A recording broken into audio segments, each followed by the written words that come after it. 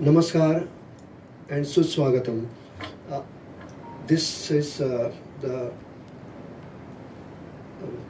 milestone event that we have this year, which is the 10th anniversary of the Science Film Festival of India.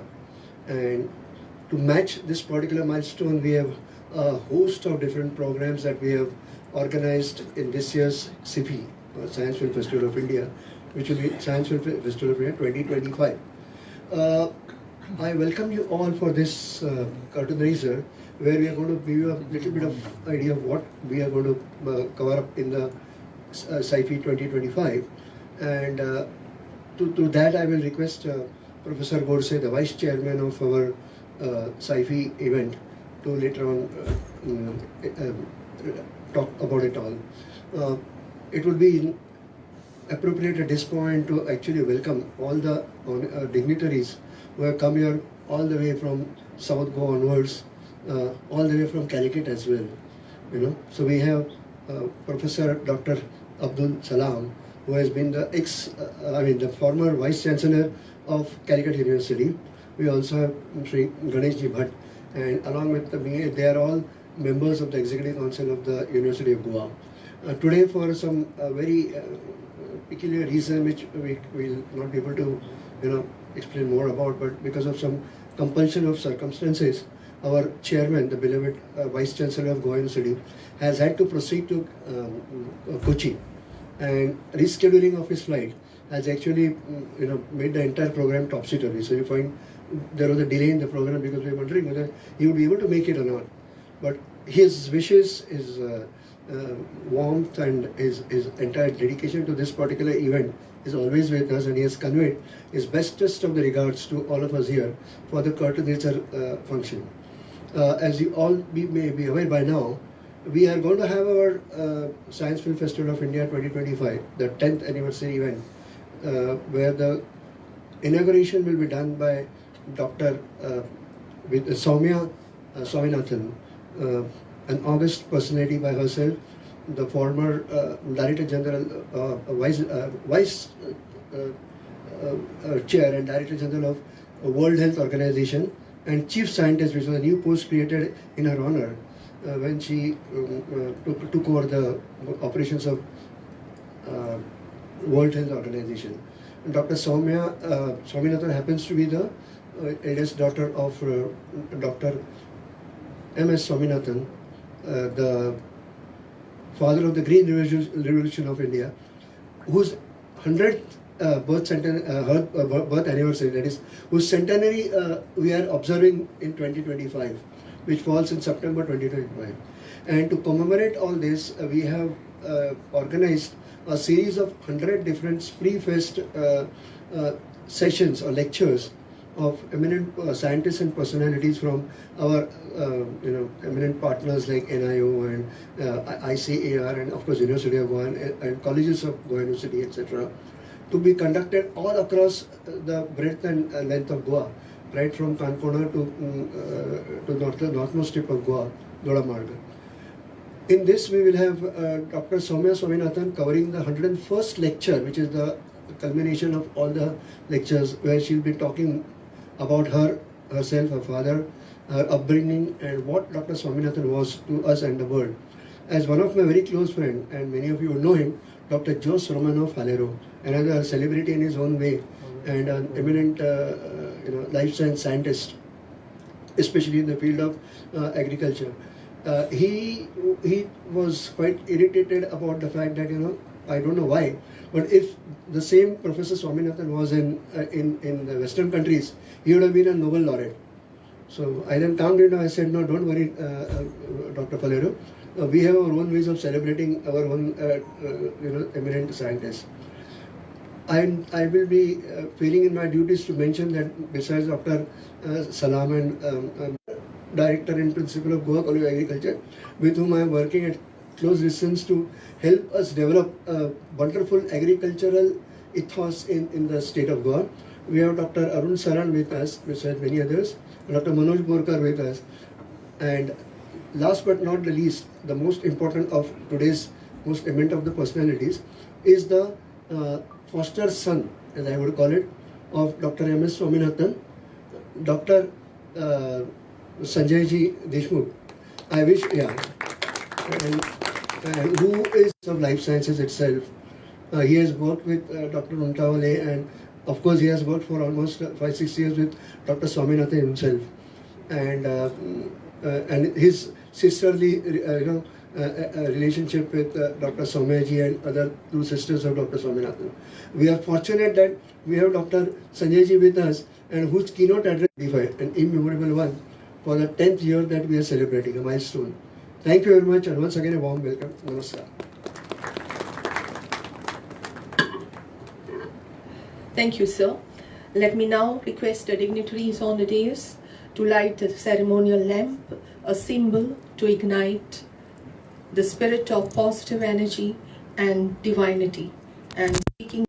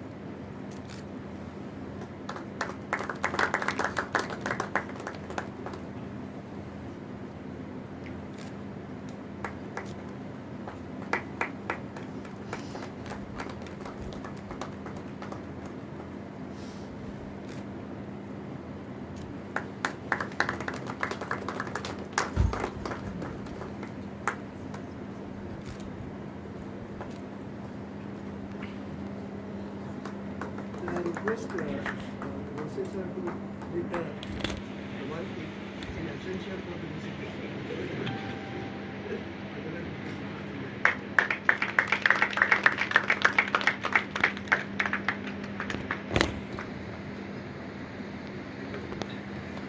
Thank you.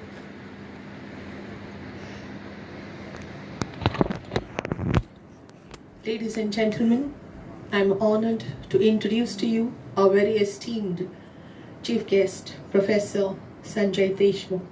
Sir currently holds the position of Professor and Head Department of Life Sciences at Mumbai University, having an extensive educational background with degrees in science and law and 2 honorary DSc degrees. As the former and the youngest Vice Chancellor of University of Mumbai, Professor Deshmukh aimed at developing skills to prepare students for the professional world.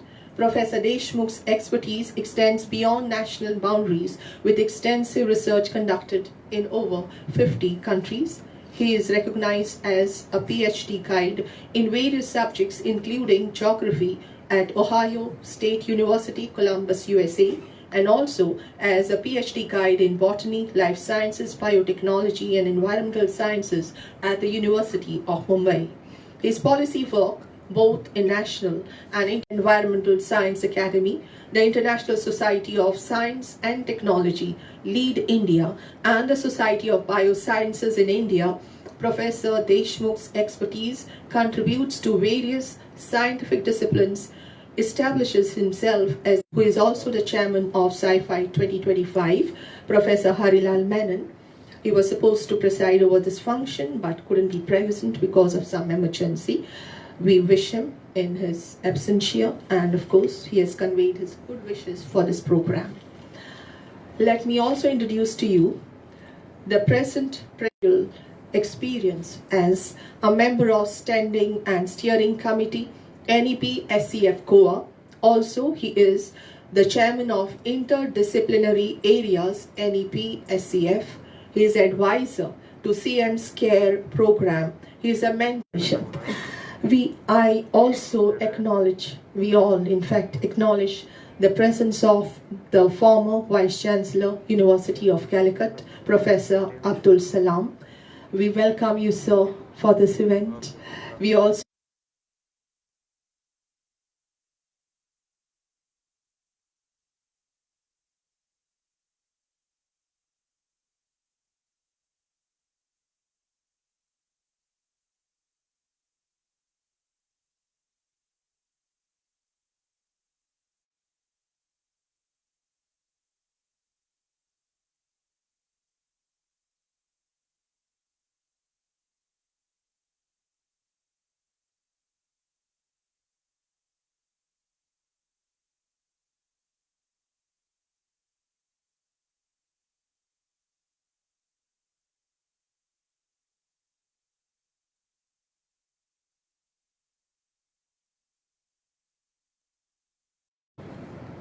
Abdul Salam, or it will happen. I say it will happen very confidently because way back in 2015, Vigyan Bharati organized Bharatiya Vigyan Sammelan, Science Film Festival happened. And we said this is the flagship program of Vigyan Parishad, which is Goa State Unit of Vigyan Bharati. That's the name we are given, and that's the name by which we are registered. But we are part of Vigyan Bharati. We took that opportunity. There was a very good attendance, though we had to curtail it to just 2 days, but it happened. So over the last 9 years, there has been no break in this event. It's a big, I should say, appreciation of the people here, the state, the government mechanism or government machinery. Everything works in synchronization, and then it comes out very nicely. And thus, India International Science Festival 2021, it appeared to be an impossible task because we were just coming out of COVID. But in just 20 to 25 days, that huge mammoth event was successfully completed in our Goa, during which 3 Guinness records were established. You can imagine. So that is Vigyan Bharati and Vigyan Parishad Goa.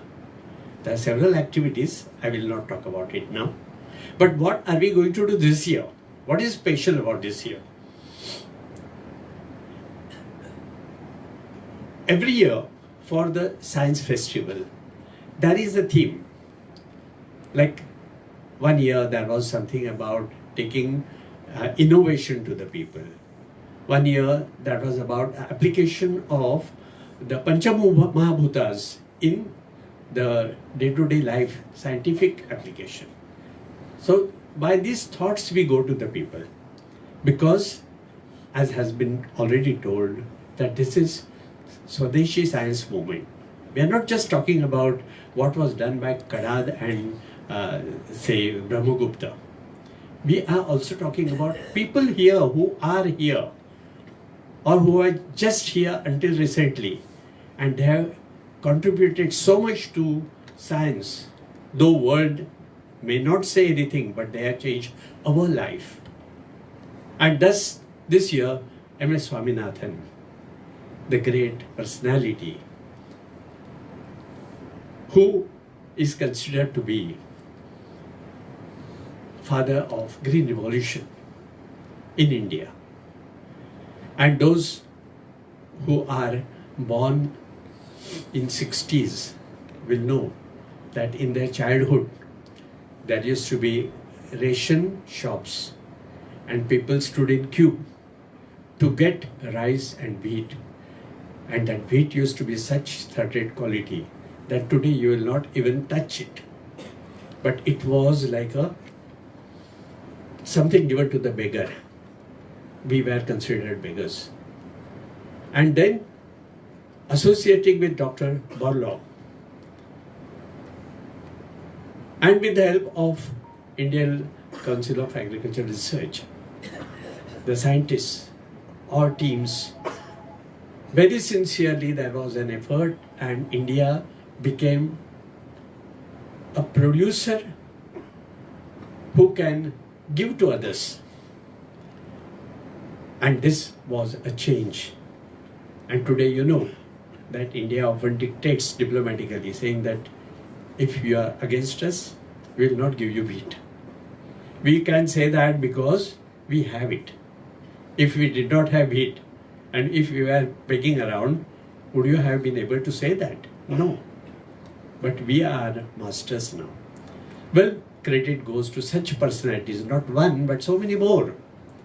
But we need to celebrate. And why do we celebrate? Because in the mind of your young people, we have to inculcate the concept of pride, national pride. It's not just the Lavoisier and Priestley and these previous people. Their work was great, no doubt. But we are, as Indians, still very good. So, just to tell you that one year, we had screened a film, Parmanu, and none less than Rajagopal Chidambaram, the architect of that explosion, tried to inculcate our pride that India has science. And films is our means to reach to the people.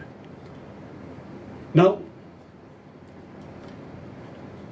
for teachers, Anox, where we every year show that, it will be also, this will be shown also in 3 places, that is Sankelim and Madgaon and Kankorn, because those students find it very difficult to travel all the way, but enrolled students get training in that. A very interesting program is Know the Scientists. There will be several luminaries who will be visiting our own Professor Shikhar Mande, Director General of CSIR. He will be there. And in fact, there is a very long list. I will not tell it now because we need further confirmation. These are all confirmed ones I just mentioned to you. So, this is a program. Yeah, one more thing I forgot to tell you about is Vaigyanika.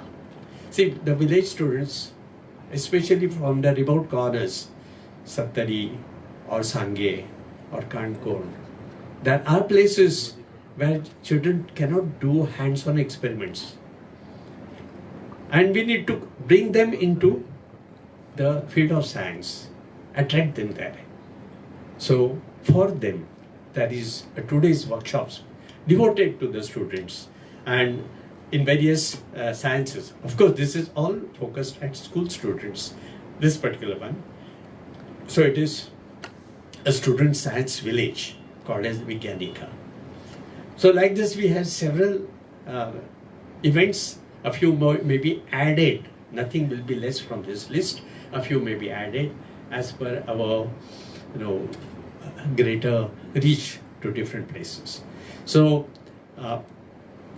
this is the outline what we have. Those are going to be 4 very exciting days, and people should come. Don't say that it is something nothing because it's free of charge. It's free of charge because Government of Goa is very generous, very, very generous, and they take the main responsibility or shoulder the expenditure and facilitate all the other things. We have other partners here like National Institute of Oceanography, Goa University, Indian Council of Agricultural Research, what is called a CCARI, that's the Coastal Research Center. Then we have NCPOR, And then we are associated with all these colleges where you may not believe, but we have very, very eminent teachers who are recognized in the country and abroad. Here I have with me Dr. Manoj Borkar. Here you may not know him, you may meet him in Madgaon market. But outside, he is a person to be respected. So like this, we have people right here in Goa, so many of them. Let us meet them, and that will give more confidence to our students. They'll have national pride. They'll not say that India had no science, which was said in 1830, that Indians are stupid and they have no science. Today, they won't dare to say that. But first of all, we must believe in ourselves. That is what is lacking still. So please, I solicit your active participation, involvement, and bring your friends also to join in, and we will have a great science movement in Goa. Thank you very much.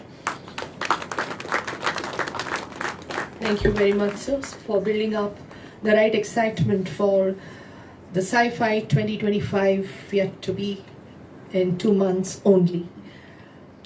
The moment for the release of the poster of the 10th edition of Sci-Fi 2025 has arrived.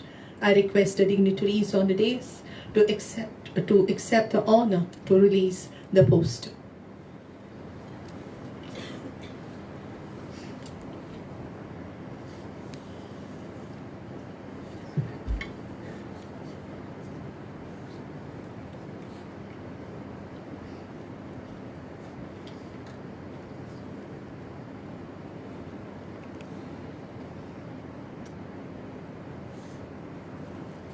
This requires a thunderous applause, a loud thunderous applause.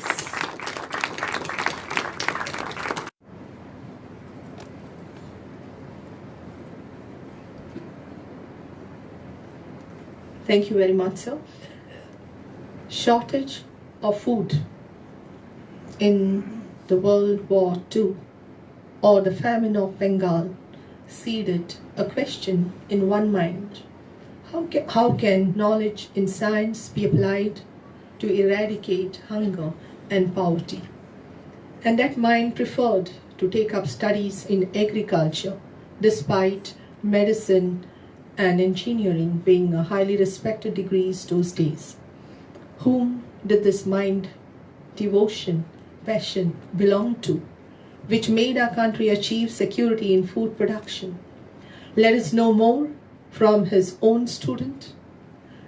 May I now request the Honorable Chief Guest, Professor Sanjay Deshmukh, to deliver the keynote address, Beyond the Noble, Lessons from the Life of Dr. M. Swaminathan, dedicated to science for society. Let us be in the audience, sir, to listen.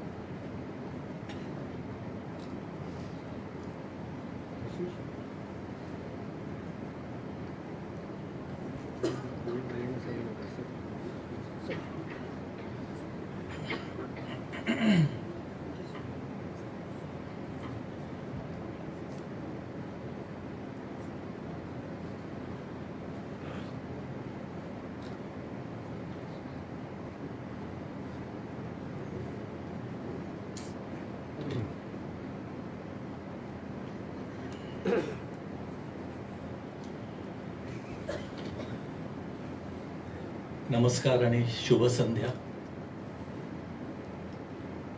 सर्वप्रथम गोव्याची जी राज्यभाषा आहे, मला कोकणी येत नाही, परंतु मराठी सुद्धा मला असं वाटतं की एक भगिनी भाषा म्हणून तिला एक तेवढाच मान आहे.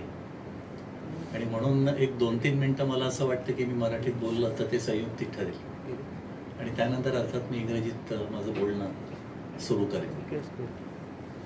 आजच्या या कार्यक्रमाला मला प्रकर्षाने जयंतरावांची आठवण होते, ज्यांच्याबरोबर अनेकदा मला चर्चा करण्याची संधी मिळाली. विशेषतः आपल्या कामाचा उपयोग समाजासाठी कसा करता येईल याविषयी त्यांचा आग्रह आणि प्रयत्न हे नक्कीच प्रेरणादायी होते, असं मला मुद्दाम सांगावं असं वाटतं. त्याचबरोबर त्यांना झालेला दुर्दैवी अपघात आणि त्यानंतर जीवनाचा प्रवास संपण्याचा दिवस, याच्यामध्ये मोठ्या आशेने असं नेहमीच वाटत होतं की ते त्यातून बाहेर येतील, परंतु नियतीच्या मनात काहीतरी वेगळं होतं. आणि म्हणून त्यांनी हा जो उपक्रम सुरू केला, ज्याला यावर्षी 10 वर्ष पूर्ण होत आहेत, त्याला त्यांच्या त्या प्रयत्नांना तेवढ्याच आत्मीयतेने साथ दिलेल्या आदरणीय स्वर्गीय श्री पर्रीकर सरांची, मनोहर पर्रीकर, आणि त्यांचे असंख्य सहकारी, या सर्वांना मी आज या निमित्ताने विनम्र अभिवादन करतो.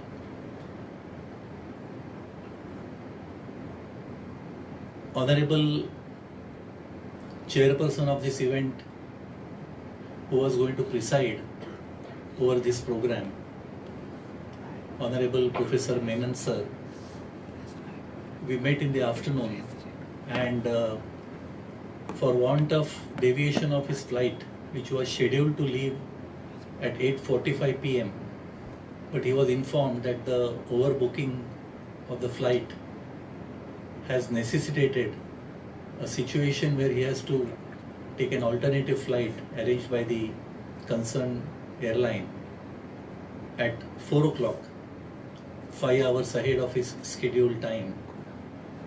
And he was feeling so bad that he's not going to be here for this occasion, not to listen to me, but to be with all of you, to share this particular important moment, to announce and share the program on the occasion of completion of 1 decade of Science Film Festival of India. And therefore, in his absence, I would like to remember him very fondly. And Godse sir, who is also the vice chairman of the organizing committee of the Science Film Festival of India, I would like to express my grateful thanks to him for agreeing to preside over this program and explain to all of us the nitty-gritties of the entire event that is going to be organized in honor of my mentor and guru, Dr. M.S. Swaminathan, with whom I started my career soon after my PhD. We have amongst us Shri Prasad Rangnikar, about whose contribution and commitment for societal development is known to Goa. And despite spending 20 years in United Kingdom, he always had in his mind that he has to ensure that he will do something for his country. And therefore, half of that 20 years' time, he spent shuttling between UK and India and never took a permanent residency, so that he could continue to be here. And for the last 8 years, he has been very, very actively involved in various activities with respect to spreading awareness educating people, igniting young minds, and contributing for overall development of the state of Goa as a commitment for his lifetime. We are grateful to you, Prasad sir, for this great thought. We have Samir Patil sir. I think currently he is the controller of examinations of the University of Goa, and a humble person that he is, as all of you may be aware. I happened to meet him this afternoon also, and I was quite impressed by his personality and humbleness. We have amongst us in the August gathering Honorable Vice Chancellor. I believe once a Vice Chancellor is always a Vice Chancellor. So I don't call them former or ex. They are always there. And I don't expect that to be referred to me as such, but in the United States we always say President Clinton, President Obama.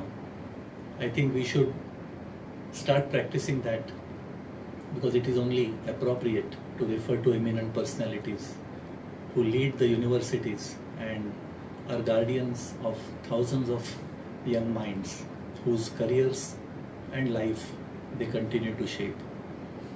We have Dr. Arvind Sharan, we have Dr. Pisurlikar, Dr. Kunkalkar, Dr. Balaji Bhatt. I overheard Rangnekar sir mentioning Ganesh Bhatt instead of Balaji Bhatt, because Ganesh has been his IIT Bombay friend from his childhood, and probably he, due to oversight, said it, and I noted it down because I was wanting to just acknowledge each and every one of them, and just wanted to confirm with him, and he said, no, it is not Ganesh, it is Balaji sir. But nevertheless, I admire that in the back of your mind you have your old-time friends who have been with you in thick and thin and inspire you throughout your life, the way he has mentioned his name. Shri Manohar Patankar, a physicist in his own right, and very many of you whom I had an opportunity to meet before the program started, rather all of you. My dear friend and inspiration, Dr. Manoj Borkar, whom I have not seen in Madgaon market, but he has inspired me during my college days and thereafter.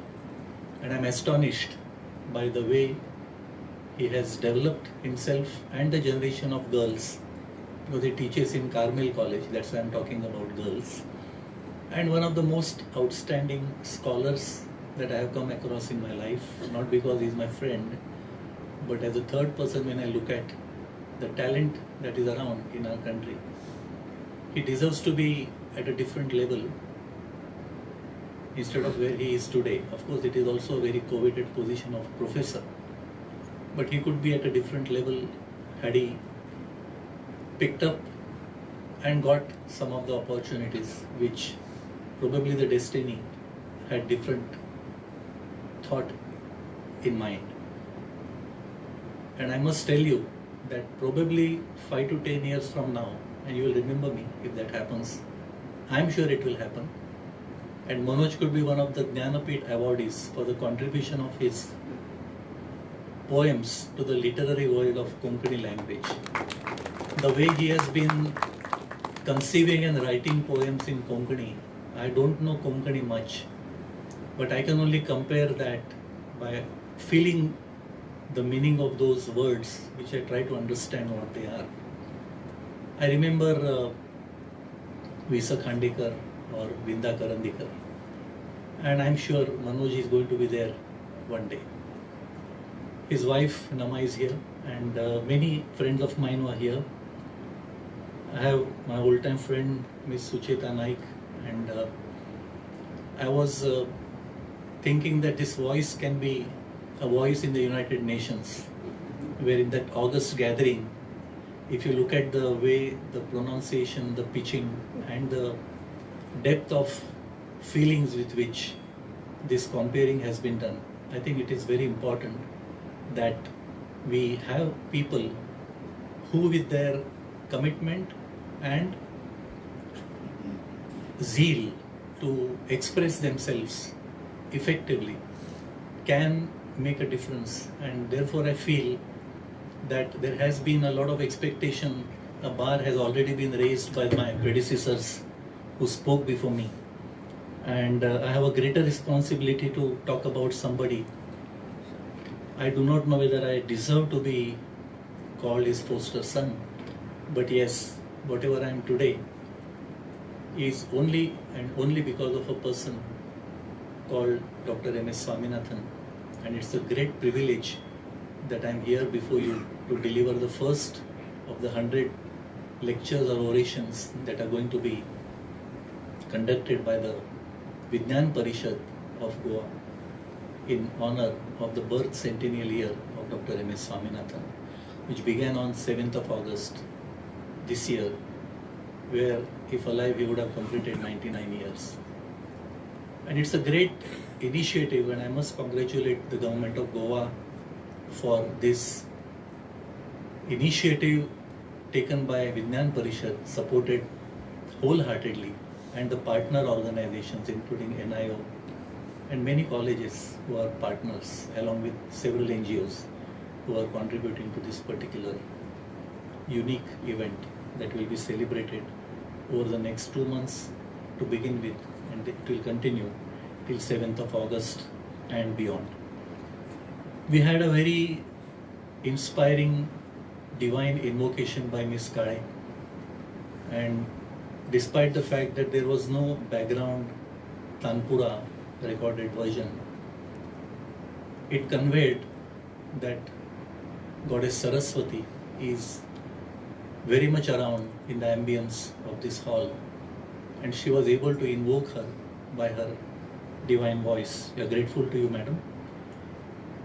Miss Shilpa Devdar and Shubhangi madam also played their important role of contributing to welcoming the August gathering and some of us, and I must acknowledge their presence and contribution to this program. It is said that on Makara Sankranti, the sun god gets into Makara Rashi and changes the destiny of the world. That is what it is said. And therefore, on the auspicious day of Makara Sankranti, people look forward to something which will bring prosperity, peace, good health, happiness, and whatever they desire because of this transition of sun into Makara Rashi. On 14th of January 1988, at 1:45 a.m., there was a boy waiting for an eminent personality at Mumbai airport at Santa Cruz. There was no Sahar airport active or in operation to the extent. Rather, it was not functional probably. And he receives a person, takes him to Vikroli, where he is going to be staying just for a few hours. He arrived from Geneva and wanted to go to New Delhi the next day. He was the president of WWF India and the vice president at that time, Shri Sorabji Godrej, the chairman and managing director of Godrej group of companies, had entrusted that responsibility upon that boy and had told him that you have to receive this person, take him to the guest house of Vikroli, and next day, before he leaves the Piroj Shah Nagar premises of Vikroli, he has to be taken to a 4,000 acre of mangrove forest, which is under the control or rather ownership of Sunabai Piroj Shah Godrej, the late mother of Sorabji, in whose name the foundation was established, and it is custodian of 4,000 acres of mangrove forest. It is also called as lungs of Mumbai. The cost of that land is 500 crores per acre if you want to develop it. You can imagine the family like Godrej or Tatas, who are nation builders, have been able to maintain such dignity in preserving our forest and providing reprieve to the lives of the citizens of this country. That boy was myself, the person was Dr. Swaminathan, and he entered my life on the day of Makara Sankranti, and I never imagined that what people believe will happen with me, the change in my life thereafter, was evident from the fact that what was read about me by Sucheta was of course written by me, so it looked very rosy and practically very, very inspiring. But yes, it is true, because in the 36 years that I have been living with Dr. Swaminathan, initially physically being in the organization where I started my career, and thereafter in the form of memory, where every moment I remember him, and I believe that people like him are rare to happen to the country like India. And Dr. Swaminathan looked at that mangrove forest the following morning from a watchtower. I was doing my PhD in that area. And he said, Sanjay, you are preserving these genetic resources of mangroves by cultivating them, developing a nursery, planting them in the barren areas, and collecting them from different parts of the state. So these are genetic resources, and we require these genetic resources for overcoming the problems of global warming and sea level rise, where these are the only plants or group of plants which possess the ability to withstand the salinity, which is basically physiologically dead zone for any other plant community. But mangroves are the only groups or group of plants of 97 species throughout the world which have the ability to withstand salinity and also tolerate the seawater intrusion partially, because at the time of high tide there is a submersion of parts of mangroves, and then there is exposure when the low tide happens.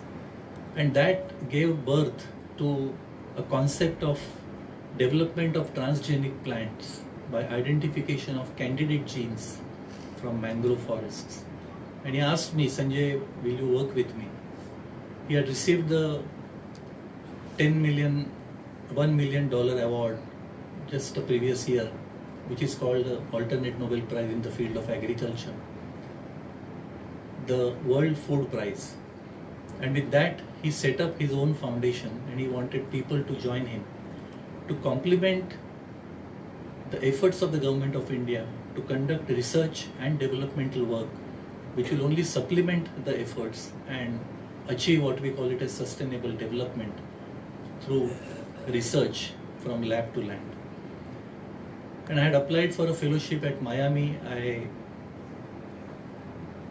committed myself, and in 1990, on 18th of December, I joined his foundation. By that time, I was the second employee. Before that, one colleague of mine had joined. But what I'm trying to say here is that after superannuation, at the age of 65, a person starts or dreams of doing something and invests his prize money of $1 million and other savings into setting up a foundation, and 36 years beyond that, 1988 to 2023, remains active and achieves something which I have written in one of my articles upon him. His career of 50 years, active career of 45-50 years before superannuation, and comparatively post-retirement 30 years. His achievements in the post-retirement 30 years are twice the achievements of his entire lifetime, and it doesn't happen. So what I'm trying to say is that this person was not just agricultural scientist, but a great human being. He took clue from Sir C.V. Raman, who set up a similar organization but could not sustain because of want of corpus fund. And he advised Dr. Swaminathan that you set up similar organization and make it sustainable. And in those 35 years, he was able to gather through his lectures, through seeking donations, through funds, 125 crores of rupees as corpus for his foundation, single-handed. I have seen an honorarium of $10,000 on a check for one of his lectures in 2004.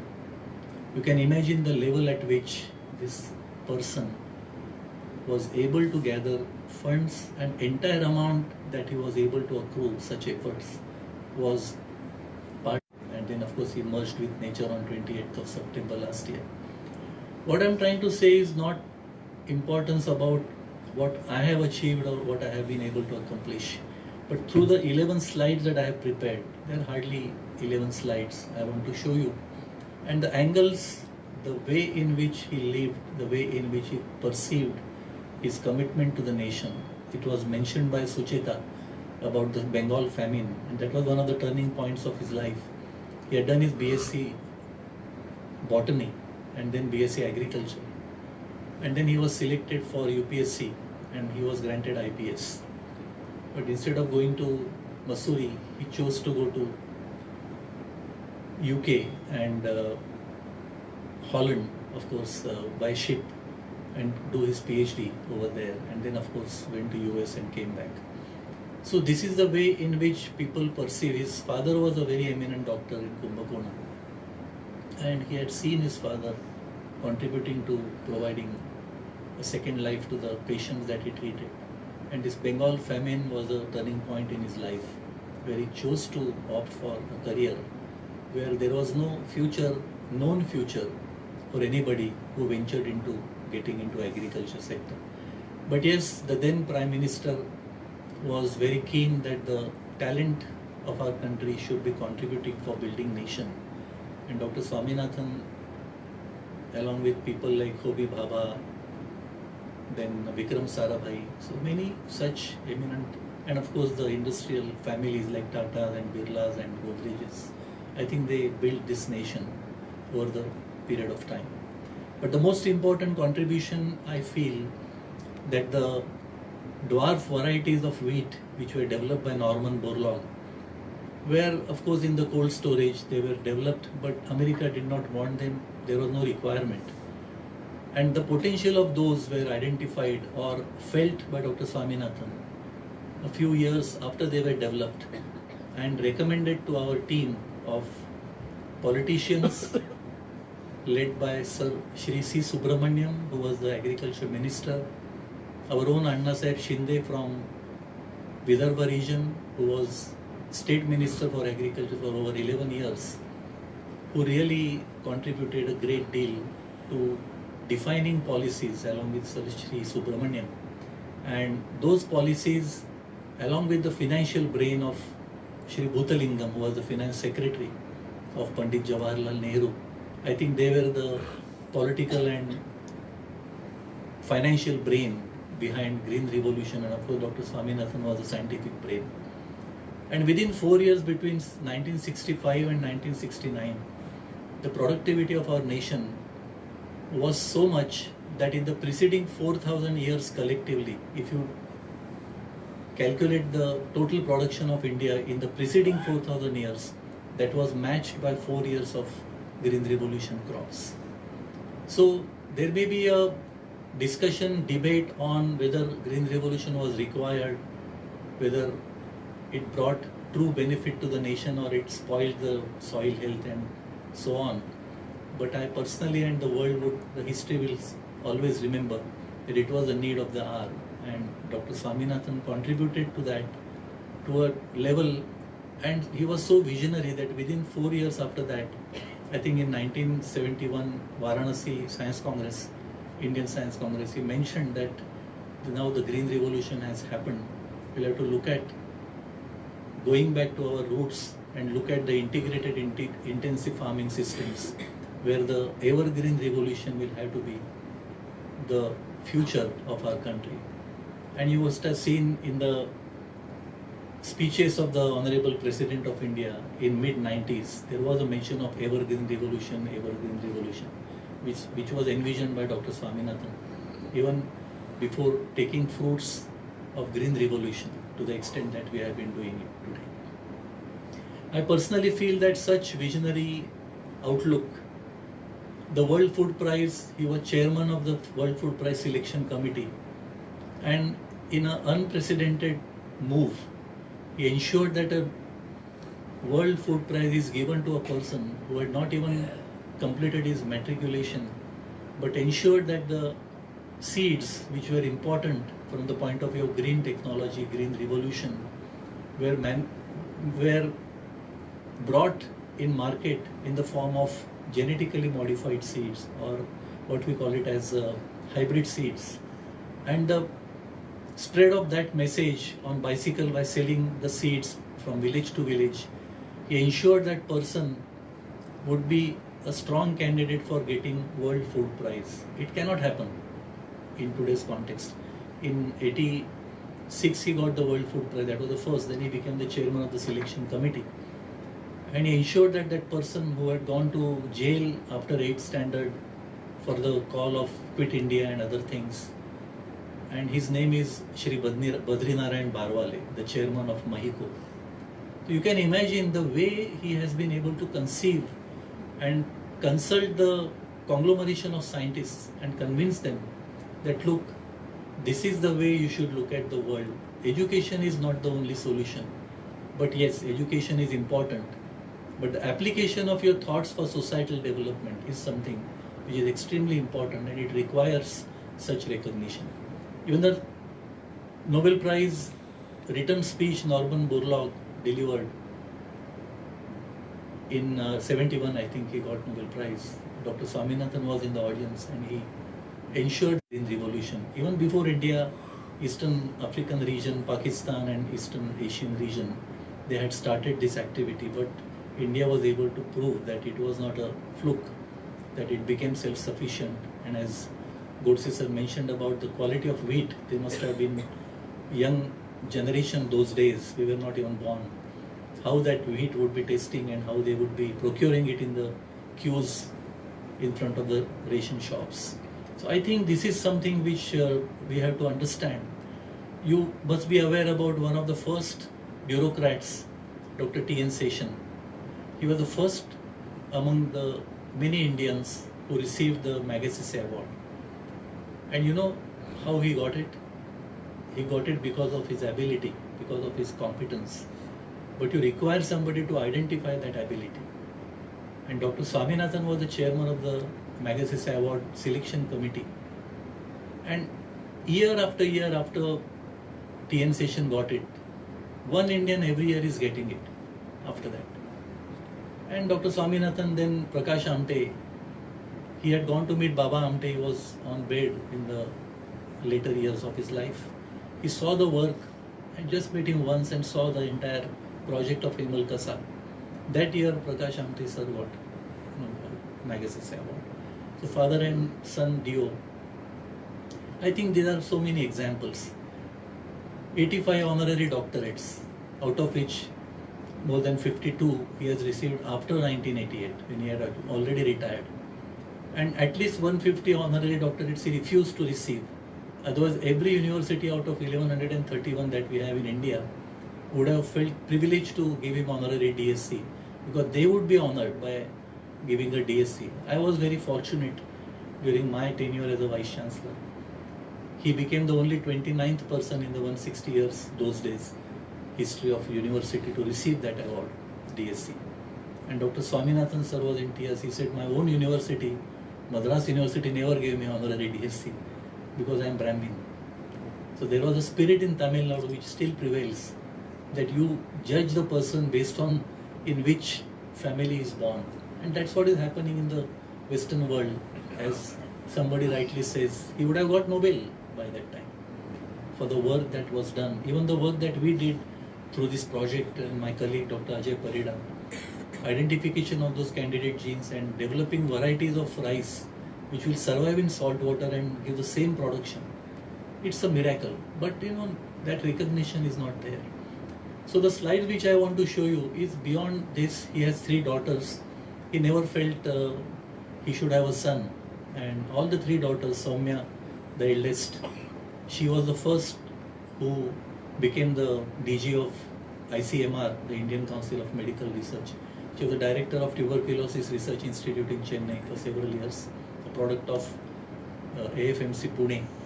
Met her life partner in Dr. Ajit Yadav, one of the very renowned orthopedic surgeons. Dr. Swaminathan felt, no problem. It's not that you should marry only a Brahmin. and all that. You should be Brahmin by karma, not by birth only.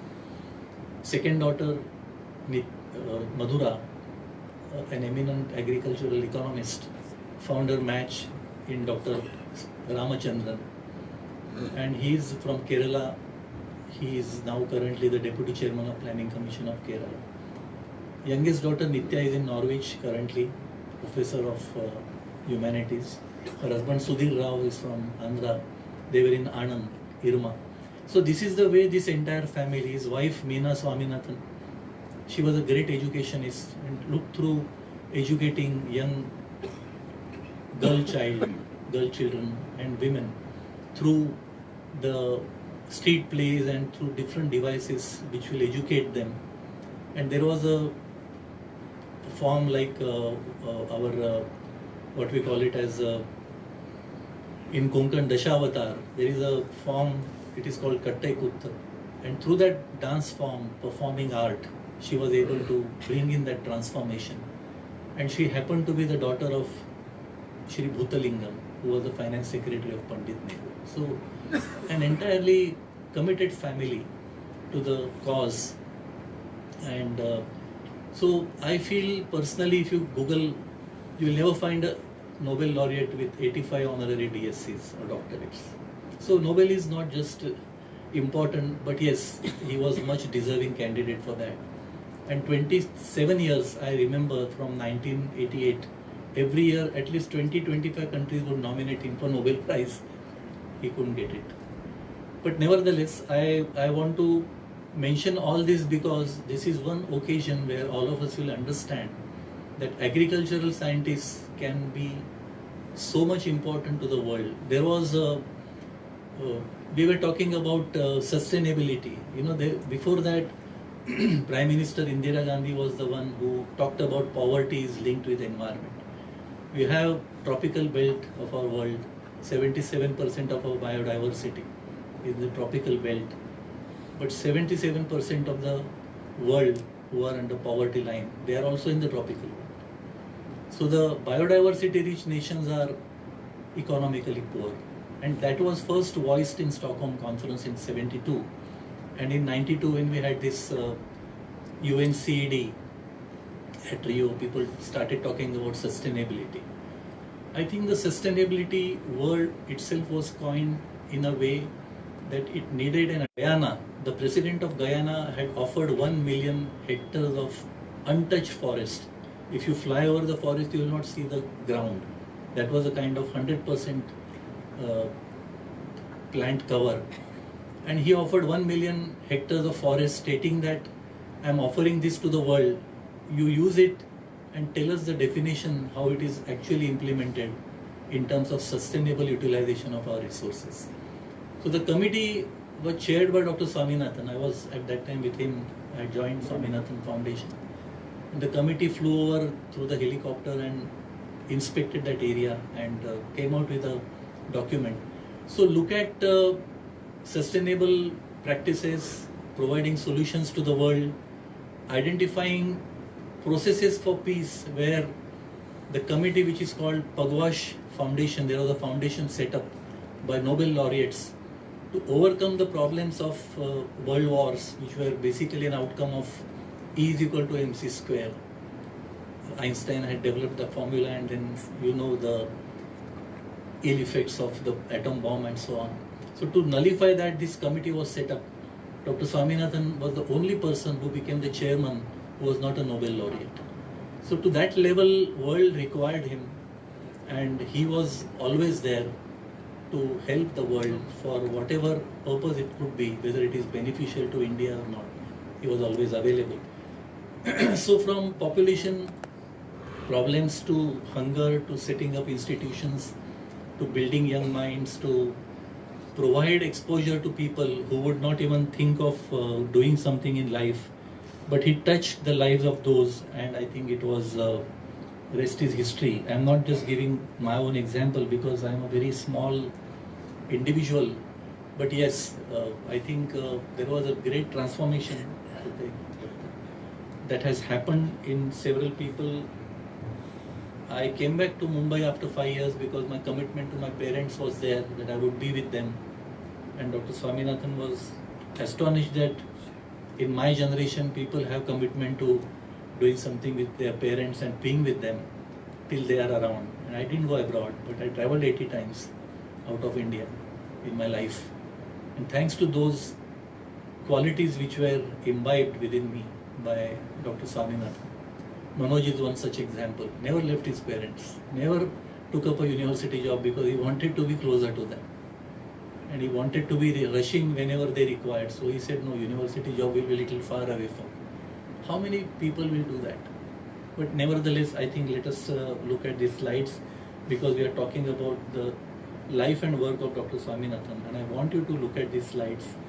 And this is the title, of course, Beyond the Noble, Lessons from a Life of Dr. M.S. Swaminathan, dedicated to science for society. There are only 11 slides. I'm going to read out and give some examples along with that.